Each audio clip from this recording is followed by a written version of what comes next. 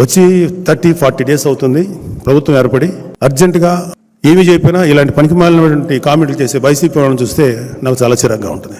మనం 6 నెలలు టైం ఇచ్చాం వైసీపీ ప్రభుత్వం వచ్చినప్పుడు. వాళ్ళు కనీసం 1 month కూడా టైం ఇవ్వకుండా కాట్ల కుక్కల్లాగా మీద పడుతున్నారు కూటమి ప్రభుత్వం మీద. పర్వాలేదు, మీరు పడండి.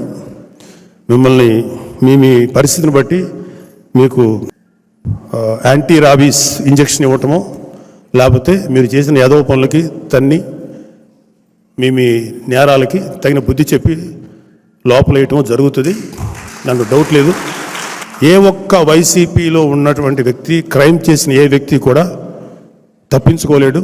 రాబోయే 5 ఏళ్లలో మీరు చేసుకున్న కర్మకి మీరు అనుభవించాల్సిందే శిక్ష.